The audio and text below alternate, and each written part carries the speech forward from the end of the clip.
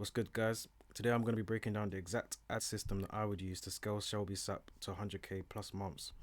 Okay, so Shelby Sap is a coach known as the Sales Queen, and she's built a seven-figure business teaching women-only sales strategies that leverage female empathy to achieve financial independence through remote closing, explicitly excluding men from her community. So it's a women's-only group where she gets women into remote sales.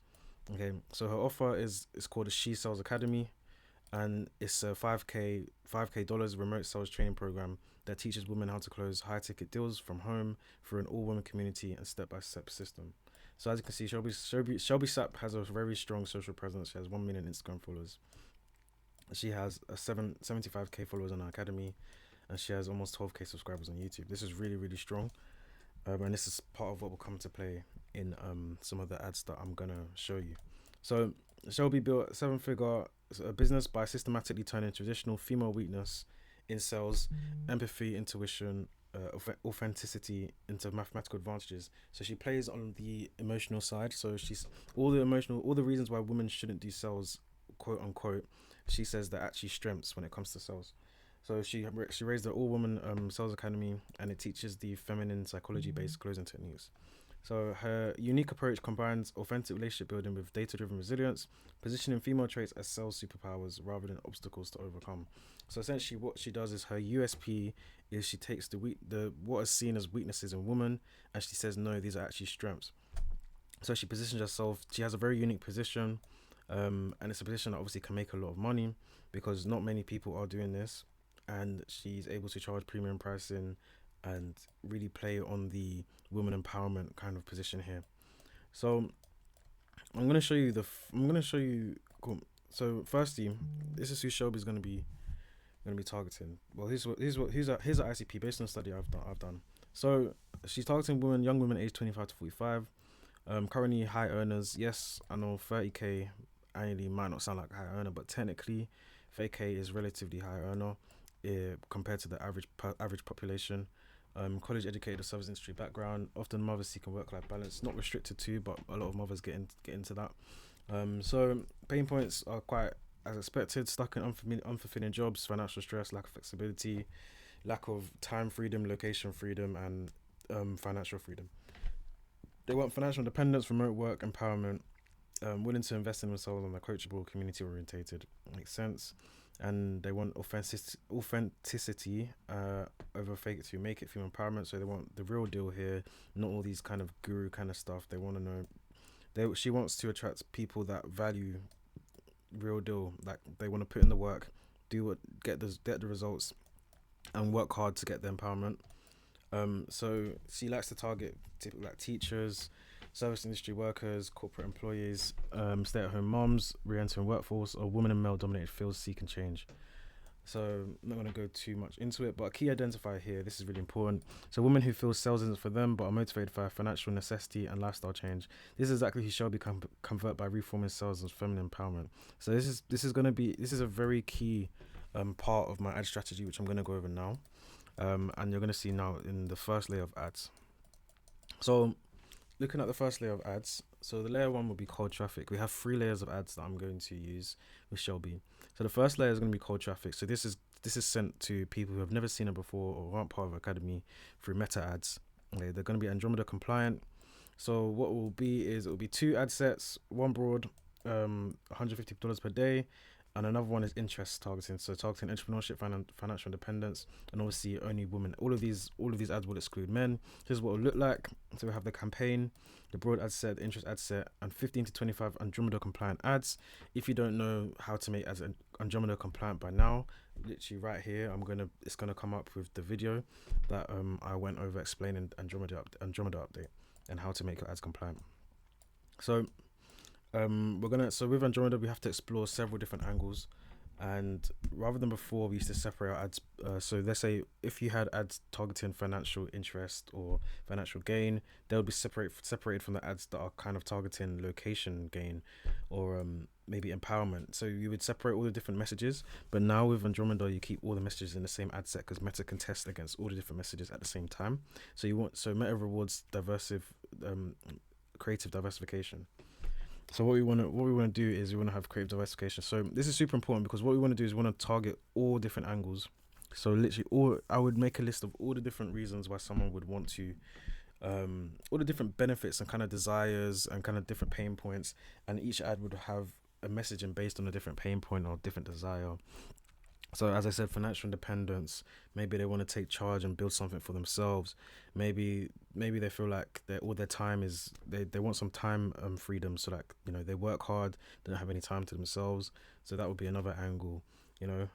Maybe they've been a stay-at-home mom. Maybe they've not really been fulfilled, and now they want to kind of go into fulfillment. Maybe they're in a male-dominated field and they're tired of all the men getting all the promotions. They want to go to somewhere where they can kind of take charge and have some sort of something that they built themselves and something they can take pride in. So that all these different angles would be tested. However, I'm not going to mention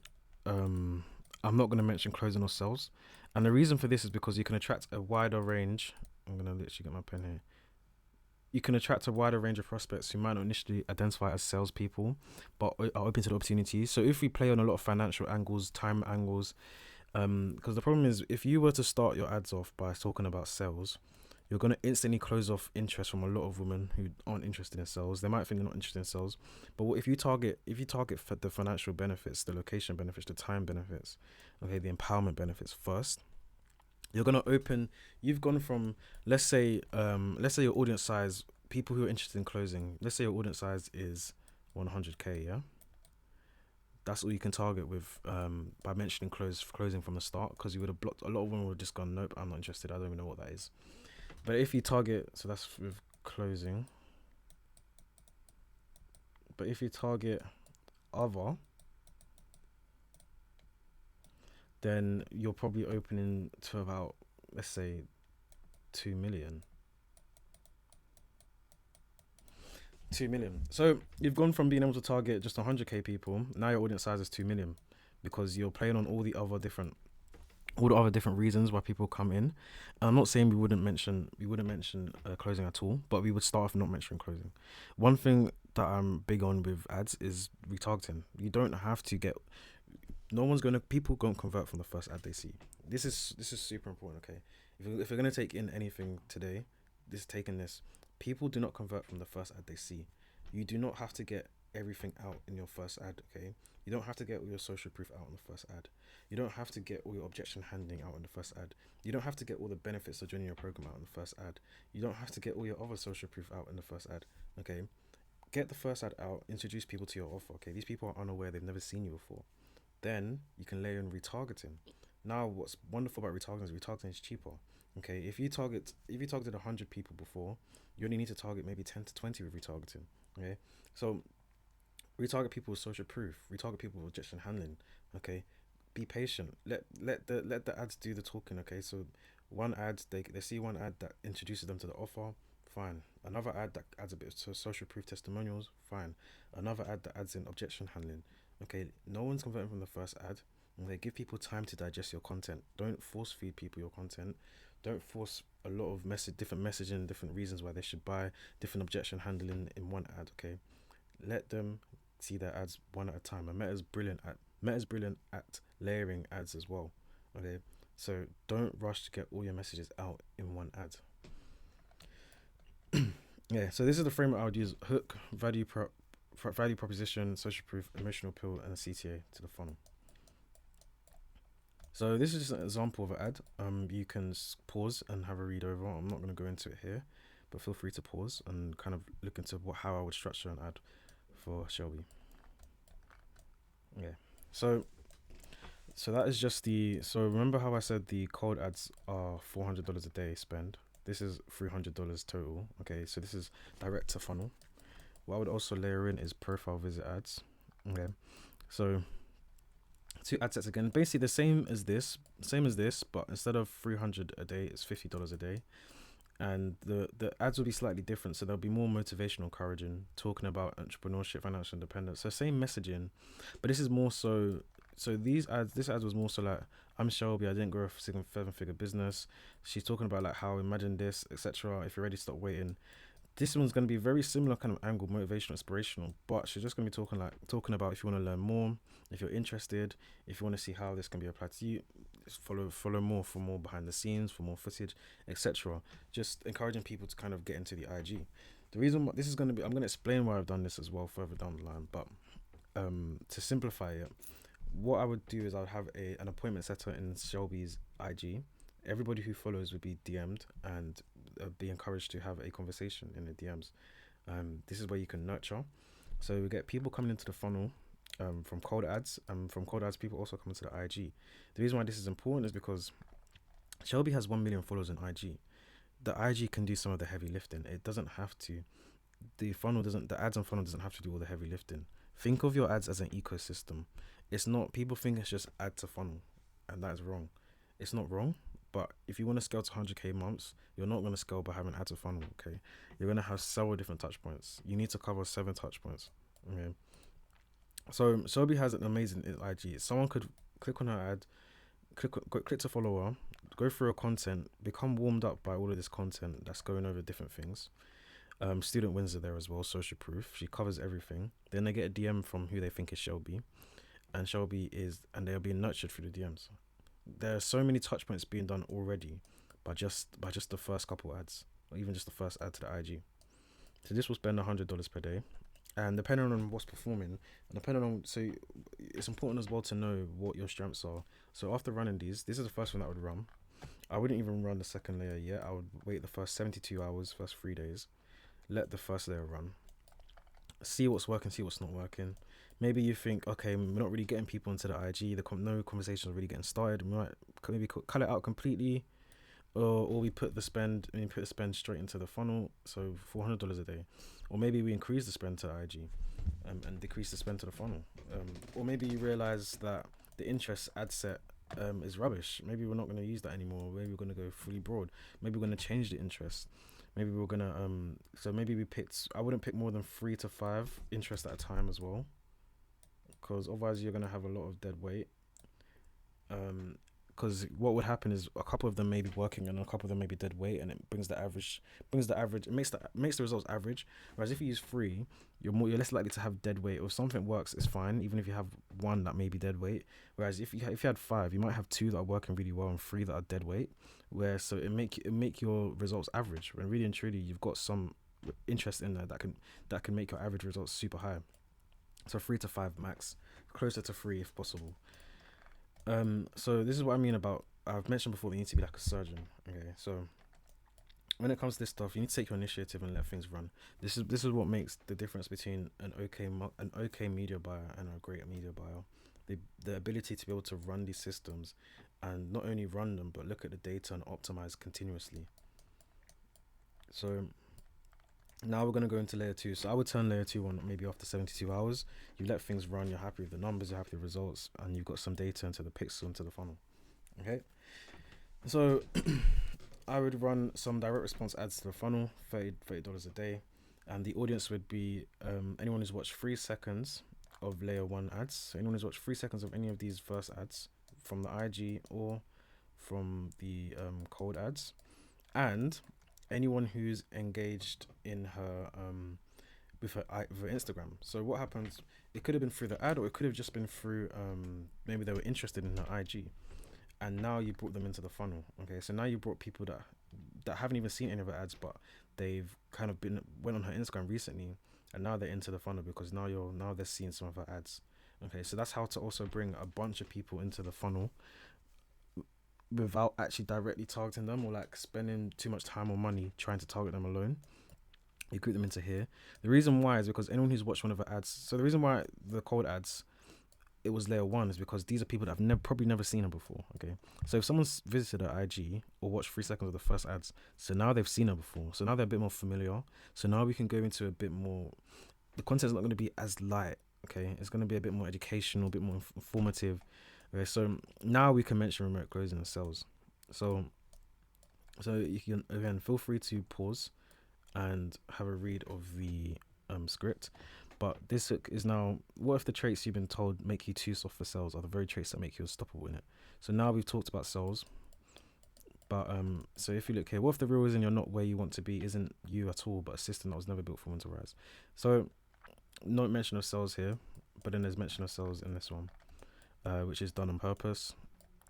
So $30 a day would be spent on direct response ads. So these type of ads talking about sales, with the CTA to go to the funnel again.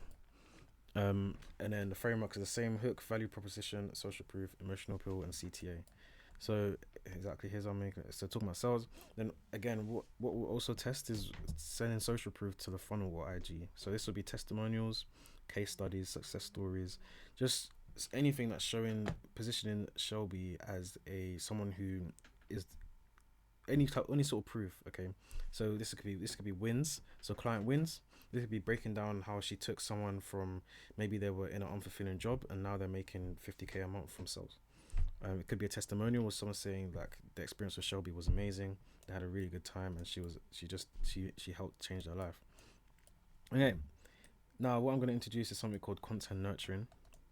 Not a lot of people are familiar with this, but as I said before, with ads, people don't know who you are, especially with cold ads. So there's a trick that you can use to familiarize people with your content and who you are, because a lot of closers and a lot of sales teams complain that the sales calls become more like education calls, and this is because the people that are coming into the funnel and booking a call are just very unfamiliar with the offer and very unfamiliar with who the founder is or whoever's doing the offer. So what we can do is we can send content to these people. And the reason why it's important is because you don't want the sales calls to be education calls. You want the person to come to the sales call understanding the offer and understanding what they're getting into, because it's much easier to sell to someone at that position rather than having to then educate someone first. They have to digest all the information about the offer and then trying to sell to them.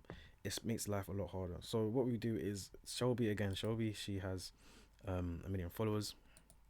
She has lots of good content out there. She'll take her top performing reels, send it to people anyone who's engaged with her IG, and anyone who's watched 3 seconds of her first cold ads, behind the scenes content, even just anything that kind of just familiarizes people with Shelby and who she is and the content that she posts, and make it more like aspirational. It doesn't have to be aspirational, but just anything that can familiarize people with who she is.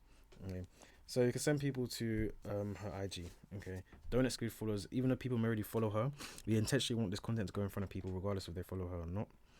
Okay, so we can test. We can send it to the IG because we want people to watch it. The following is not the biggest of deals, but again, remember how I said that we'll have a setter in the DMs, so anyone who follows will be DM'd and nurtured. So they would have had many already. Like from layer 2, we've had several touch points. They could have seen an ad to her IG and an ad to her funnel. Then they're retargeted with testimonials, case studies, success stories, and they're retargeted with an ad that's talking about talking about sales. Okay, so there's about 4 different touch points potentially already, and we've only in layer 2. So layer 3, this is the last layer. Also, this was $80 in total. So this is $20, $30. These are not set in stone. So if you realize maybe the frequency is too high in one of them, then reduce the spend. If the frequency is too low, reduce the spend. Cost per action is too high. As I said, you need to be like a surgeon. So feel free. These are not set in stone. So when I do plans like this, you never really know what the actual final spend is going to be until you launch. So you let this run for 72 hours. After letting it run, you see how it's impacted any of the first layer of ads. If everything's all good, numbers are good, then you launch the next layer. If there's anything that needs to be adjusted, make sure you adjust it, and only then when you're happy with the numbers, then you move on to the next layer, because the worst thing you could do is add on another layer without having these finalized. You change this, then it's going to change that, because this audience is heavily reflected. This audience, it comes from this and this. So layer 3, the final layer of retargeting. Did I cover everything here? Yep. So objection handling, super important. So this is anyone who's seen 10 seconds of layer 1 ads, or anyone who's seen 3 seconds of the second any of the second layer ads. So what we want is $40 a day. We want to have objection handling ads. So a lot of women would have a lot of objections with this kind of stuff, because a lot of them, typically, Shelby does talk about this, and she talks about how a lot of women think it's not for them. A lot of women thinks, literally in the first thing I said, a lot of women are told that she plays on the fact that female weakness is actually a strength. Okay, so people, she talks about, this is one of her USPs. Okay, so she'll be able to excel in these kind of ads. It'll be an ad where she's talking about, a lot of people come to me, or yesterday I had a student talk to me, or yesterday I was on a call, or last week, or yeah, just any kind of sentence where, any kind of hook where she's talking about how someone said to her, or she's heard, that this is a common addiction. That, for example, a lot of my students worried about whether they have enough time, whether they could commit enough time to this. Yesterday I came off a call to a prospect, and their concern was that she doesn't think it's for them. That's how you start off, and then she breaks it down. She goes into why it's actually not a problem, and how they can overcome this, or why it's actually just all in their head, or how she even helps this, or how she supports this in her coaching. Okay, and maybe she can even talk about a case study of how someone who even did have that problem. Take Sarah, for example. She was a teacher working full time, and she didn't think she can commit to this. After just the first week, we coached her, we explained to her, we broke down her timetable, etc., and she managed to make her first 10K within 3 months, for example. So we would also make sure it's add a bit of scarcity, talk about how there's limited spots available, address hesitations. So this is like the last layer. So we want to make people feel like, okay, cool, like, you need to hurry up, like, this is only going to be open for a certain amount of time, you're only taking in 4 more people this month, just get, because you need to reduce the sales cycles, because people are way more likely to buy, or will buy faster, when they realize that, when they don't think that it's going to be available forever. So it's one thing, oh yeah, I can just come back to this later, but then now they're seeing an ad that says there's only 4 more spots available. If they were on the fence, they're way more likely to make the decision faster. So essentially that's how it works. And then what I will show you is, this looks super complicated, but this is the system almost in like a bird's eye view. So you have the cold ads, the first layer. Someone could become a lead directly from the cold ads. Okay, then, by the way, all of these would exclude the leads. So if you're a lead, you immediately get out of this. You may be worth keeping leads with the social proof testimonial wins. Maybe I wouldn't exclude leads for that one. And I probably wouldn't exclude leads from getting the ads to the IG, ads that send people to the IG. So anyone who's engaged with IG, if there's any direct response ads that send people to the IG, then get them into the IG as well, so they can get more, have more touch points. Maybe if once they book a call, then I would exclude anyone's booked a call from any of these. You could even have a separate targeting for anyone's booked a call, just more social proof and objection handling. Very, very simple to do. You have cold ads here, sending people to here, so they come and lead straight away. Do you have people who've engaged with IG? So this could be someone who just, maybe they've seen her reel somewhere. Yeah, they've seen her reel, they liked it, maybe they went on her page. Then now they get the layer 2 ads. So now they're seeing ads about closing, because at this point they would have already known that she does closing. They would have seen social proof, and they would have seen some of her top performing reels. They would have been spammed with them. So now they're thinking, oh, who is this woman? Like, I'm being spammed with all these ads about all this kind of stuff. I'm actually really interested in this. Okay, now maybe they weren't interested at first, but after seeing all that content forced down their throat, they're probably thinking, okay, you know what? Let me give this a try. On top of that, the objection handling. So someone could see the cold ads. Someone can see the cold ads, then see the objection handling ads, and then become a lead straight away without even seeing those ads. But this is super important, because you get people into the funnel who weren't even part of the ads. This is free. Okay, you got this audience basically for free. Okay, so they've come in now, and now they're seeing this, then they're seeing objection handling, then they're becoming a lead. So it's, as I said, you need to think of it as an ecosystem. People can enter from different places. So people who engage with the IG can enter in and see these ads. I'm pretty sure Meta could even still sell them the cold ads. Even if they've entered through the IG, and they've entered into here, they've seen this ad, they could still be sent this ad if they react well. But there's several different touch points. As you can see, 1, 2, 3. In fact, this is 1, 2, 3 different touch points, because these are reels, these are social proof, and these are direct response ads. There is also that's content nurturing. So that's 1, 2, 3, 4, 5, 6 different touch points, all from the ads. And this is not taking into account the fact that people will be taken to her IG as well. So that's 7, all through the ads again. And the total spend here is $520 a day. And if I did the maths, if she does get to 100K in a month, $520 a day times 30 equals 15,600. if you were to do, if you just made 100k from this, divided by 15, she makes a 6.4 ROAS. Okay, and that is very realistic. And she needs how many sales? All she needs is 20 sales in 1 month from a $15,600 spend. That's $780 per client. And it's super, these kind of numbers seem super unrealistic to someone who's not been in the field, but I promise you this is super realistic. From $520 a day with this system, I am 100% certain, as long as the sales team perform, I'm 100% certain that she would be able to close 20 people from a $520 spend.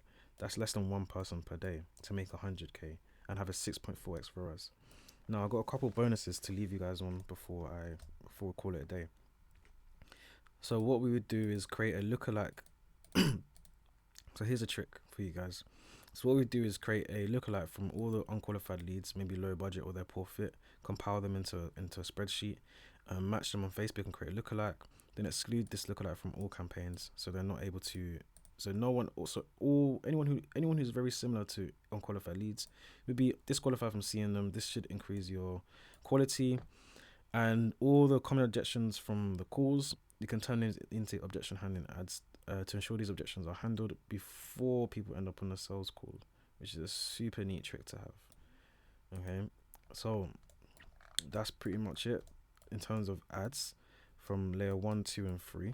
There's a lot more. Again, as I said, it's super important to be able to know how to optimize based on the data. A lot of this you could launch this and end up rejigging a lot of the system, adding in more ads, maybe adding another layer, depending. Maybe you could even do a booked call retargeting. So anyone who's booked a call, you add maybe some more social proof, more objection handling ads in there. That's exactly how I'd scale Shelby Sap to 100k per month. And if you're a coach and you'd like to see how I would apply this to your business, book a call and I'll see you there.